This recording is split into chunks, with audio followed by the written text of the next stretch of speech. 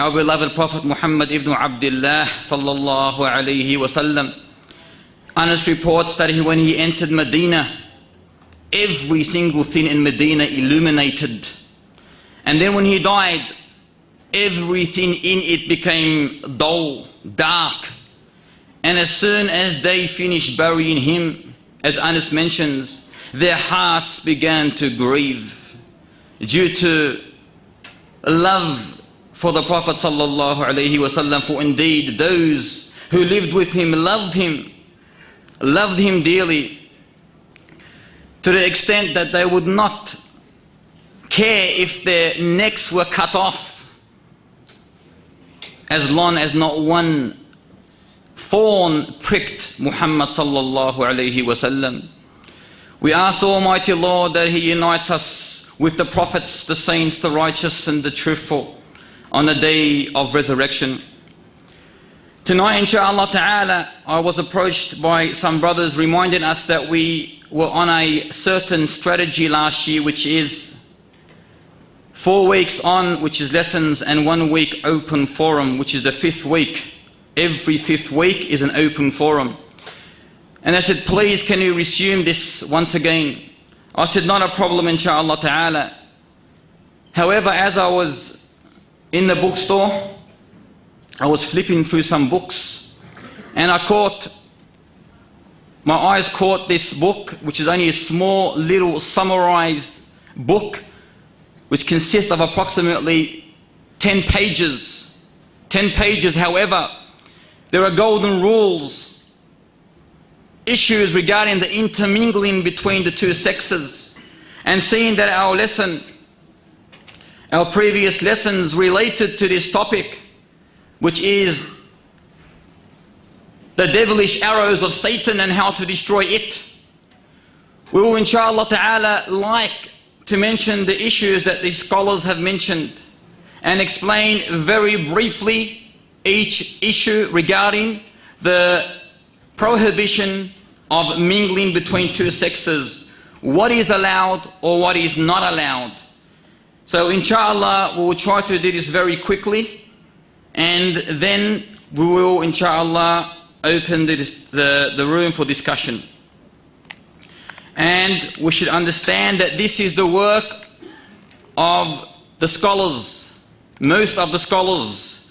In other words, the majority of scholars' opinion is mentioned in here. So we will begin insha'Allah ta'ala.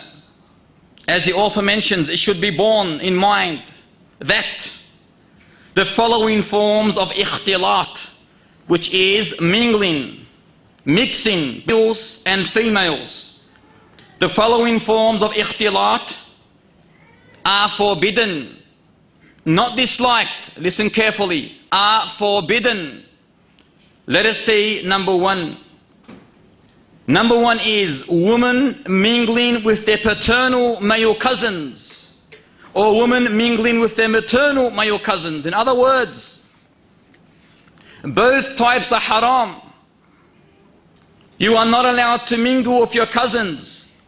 Oh lady, dear beloved sister, dear beloved brother, that falls on you as well.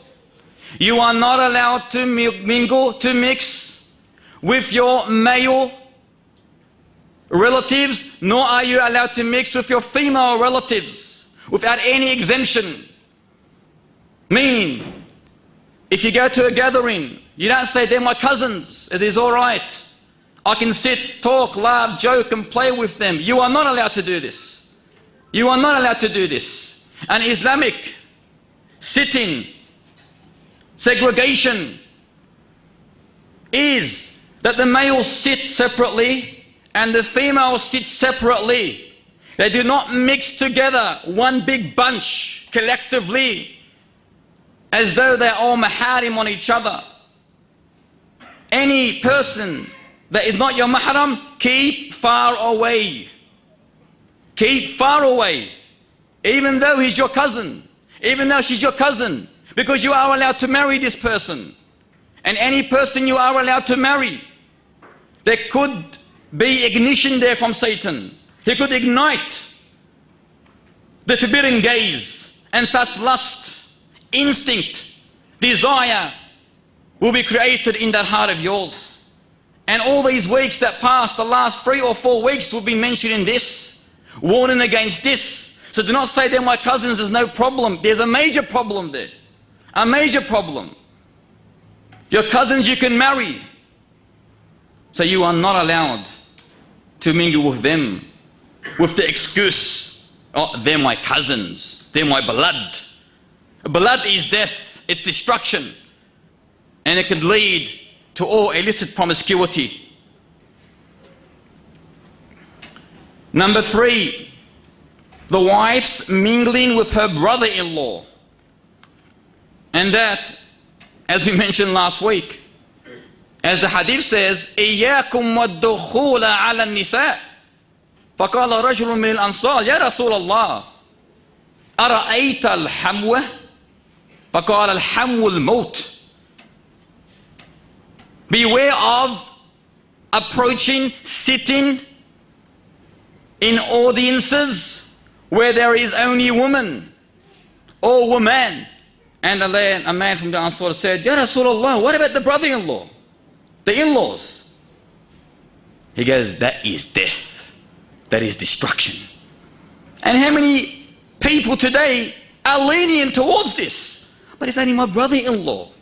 Or the husband, he's only my brother. He can take her out, for example, on a journey to the doctor. He can take her shopping. He's allowed to enter my house. My brother is not allowed to enter my house when I'm not home. His house is like my house. This is the poison arrow that he throws at you. That my brother, he cannot enter my house when I'm not there. It's his sister-in-law. It's my wife. He's my brother. Big deal, they say. Big deal? You can lead that person and that person, both of them, to destruction. That's what the hadith says. Al-hamu al-maut, death, destruction. It can lead you to an eternal punishment if you're not careful. There is no leniency here. There is no leniency. Your brother can end up being with your wife in the worst of ways. And how many times has this happened? How many situations and cases that come to you and say, Wallah, my brother done this to me. Well, of course he did this to you. You allowed him to do this to you. You allowed him. You've given him the key to do this to you. Why did you allow him in the house without you being there? But he's my brother. If he's your brother, but take the advice. Take the golden advice from this beautiful narration. There is no excuse. There is no excuse. You will be the cause of this. And you will be considered a person, the husband, if he allows his brother to enter the house while he is not there, while his wife is there, you will be called a dayyuth. And a dayyuth is the one who does not care whether men talk to his wife, she talks to men. This person in English is called a what? A cuckold, a dayyuth. And he's cursed. And as the hadith mentions, he will not enter paradise. When a man allows his wife to be talking with other men, men talking to her, not a problem. They're my brothers. Or they're my cousins. Or they're my friends. She's your wife. She's your wife. She's a weak person. They're weak people. Anything could partake, anything.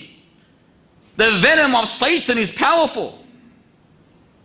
It's powerful. If you are not careful, you do not take care of that precious pearl of yours,